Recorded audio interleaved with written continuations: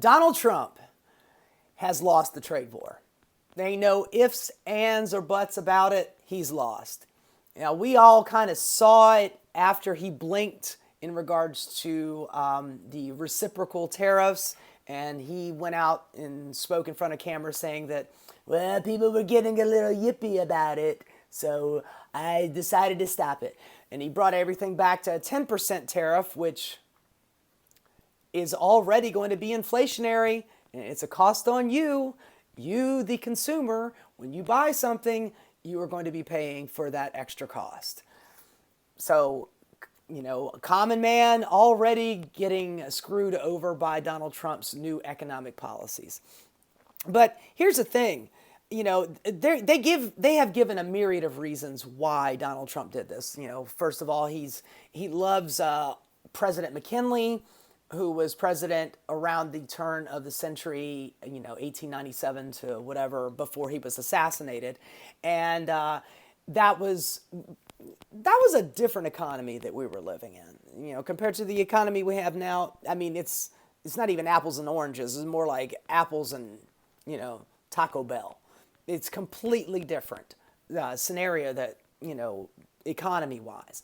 But Donald Trump, through his first term, he was talking about making America great, taking it back to when it was great. And everybody assumed it was the 1950s. But honestly, this is what he meant. He meant McKinley time. He meant robber baron time. He meant when, Carnegie and the Vanderbilts and the Rockefellers ran everything. And the industry that we had in the country at that time was just filled with basically slave labor. People weren't making any money. They had children working in factory lines.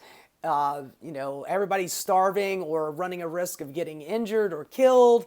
And anytime anybody ever rose up about it, they were either fired or, had the shit beat out of them or were killed. So times weren't great for the American worker at that time. And so that was one of the reasons why he wanted to do the tariff thing, because he thought that McKinley had this brilliant idea. And the way Donald Trump sees it is that if you collect money from tariffs, then you do not have to take income tax anymore. Now, for the common person, like, oh, I would love to not have to pay federal income tax. Well, you would be saving, I don't know, maybe a couple of grand a year in federal income tax, maybe less than that. But let's just say that actually ended up playing out and you got to save $2,000 a year paying federal income tax. The cost of your goods is going to go up $5,000 minimum. So now you're $3,000 in the hole. And then you tack on top of that, the actual reciprocal tariffs that you would get from other countries, which means that your buying power would be less. And then if they're buying less products from the United States, then that means United States businesses are going to start going out of business, which means more people are getting fired. That means less people are going to be spending money, stagflation. Now we're looking at something like the late 70s and how bad the economy was at that particular time.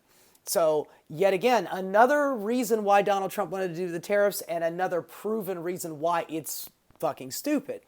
And of course, he wants to exert dominance over weaker countries, and they are coming to kiss his ass. But these are countries that, like Lesotho in South Africa that makes blue jeans and mines for diamonds. The average income of the average Lesothan makes about $1,000 a year. They don't have the money to be buying a Ford F-150. What are we talking about here? And this leads me to my next issue with Donald Trump. Donald Trump wants his cake and he wants to eat it too. He wants the dollar to still be the world trade currency, but he also wants, even trade with other countries.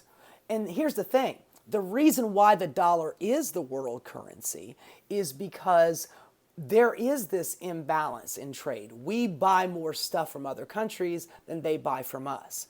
And in times of economic crisis, those countries tend to buy American treasury bonds, which inflates the value of the dollar.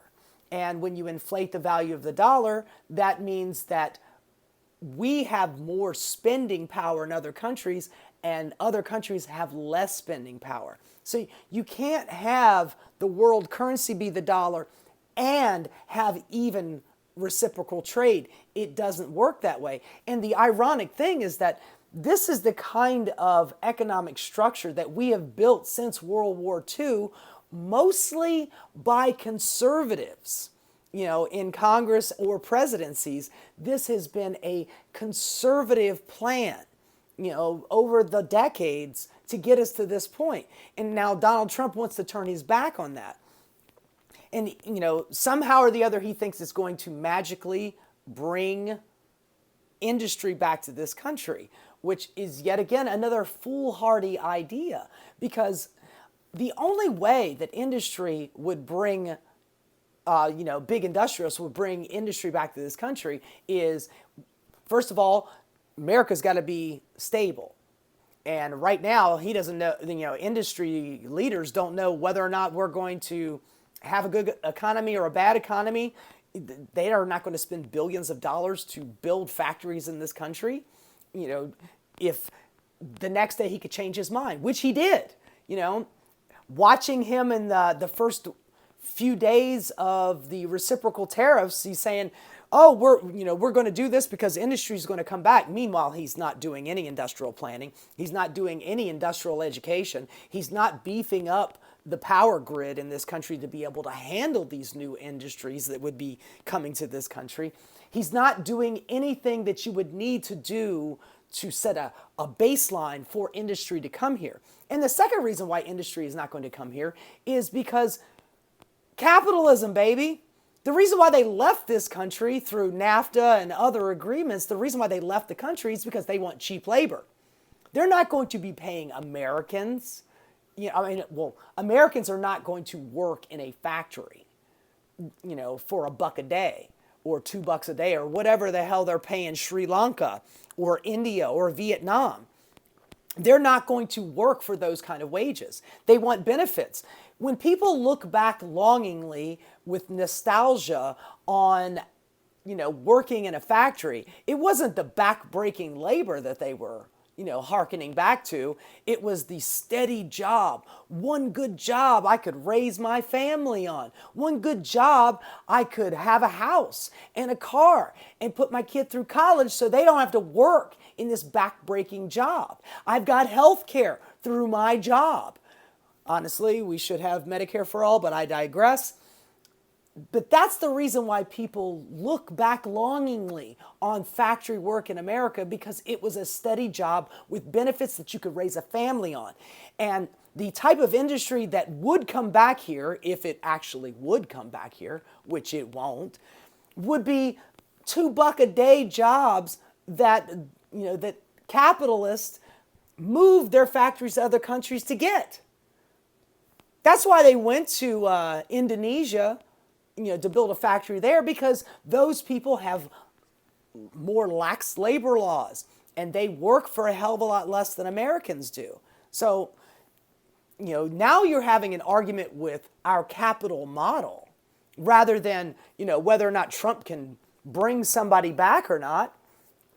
And then, of course, one of the other reasons he says, or, that they say that Trump wanted to do these trade policies is because they wanted to show dominance over China, which is the other big hegemon, on the planet. They make all the stuff. Now, here's the thing.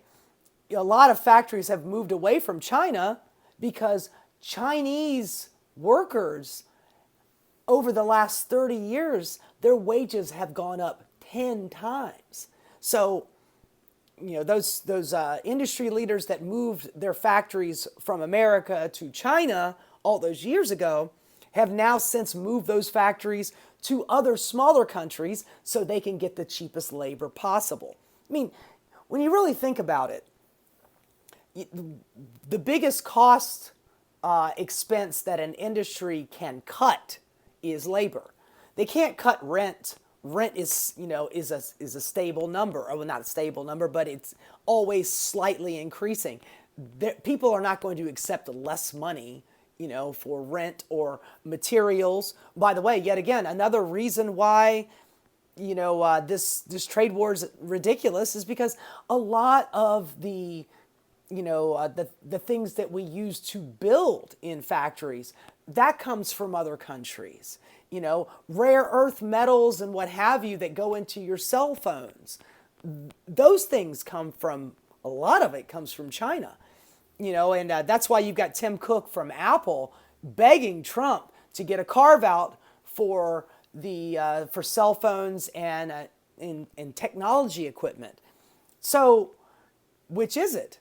Are we bringing factories here or are we not? Because it seems like if you get a carve out for that, which by the way, I'm not 100% sure whether or not that carve out is in effect. I believe it is, but now there's only a 20% tariff on goods coming out of China, in relation to technology and cell phones and what have you. So obviously that means that those industries are not going to come here. So I guess that means that Americans are not going to be putting in little screws, like what Howard Nutlick said the other day. Oh, we're going to have factories here, and Americans are going to be putting little screws in. You got any education for them? You're going to teach them how to do that? That takes years. This shit doesn't happen overnight. Magically, you put in tariffs and poof, industry just shows up. I mean, this is childlike thinking. It's absolute childlike thinking. Donald Trump is getting his ego stroked by weaker, smaller countries, and bigger countries like China are basically telling him to fuck off. And Donald Trump is now having to kind of kiss that ass to get back in their good graces, but I don't think that China is really interested in getting back in, letting Trump get back in their good graces. They have us over a barrel. It's not the other way around. I hear Americans say, well, if Americans don't buy any Chinese products, then China's going to go out of business. Nah, man, China makes shit for everybody, whether it's Europe, Russia, Australia, Africa. They're still going to be making money and selling products. They're just not going to be selling it to your dumb ass. So all of these reasons that Donald Trump has stated, that tariffs are going to fix, every last one of these are just dumb, idiotic ideas. I don't know if they're actually going to learn this before we have a major economic meltdown. I mean, in those 5 short days that the tariffs were in place, we lost $11 trillion on the market. And before you say, I don't really, Rantoinette, I don't really give a good goddamn about how rich people in the stock market are doing, you kind of should, because in times of economic crisis, they socialize those losses, meaning jobs will be lost, prices will go up, and you will have to foot the bill. So it might not have an immediate effect on you, but it's going to have a deleterious effect on you down the road. And we haven't even seen, the bulk of the first firings or the first price raises. Although I have been to the grocery store in the last couple of days, and milk is more expensive than it used to be. I mean, that's just one thing, but it's already starting. So, oh god damn, I'm just worried that we're in a world of hurt. I'm really concerned. Hopefully the economy won't crash too hard, and hopefully cooler heads prevail. But we are talking about Donald Trump after all. I don't see that guy's ever been cool about anything. Hey guys, thanks so much for watching. If you enjoyed what you saw, please like and subscribe. Keep rocking.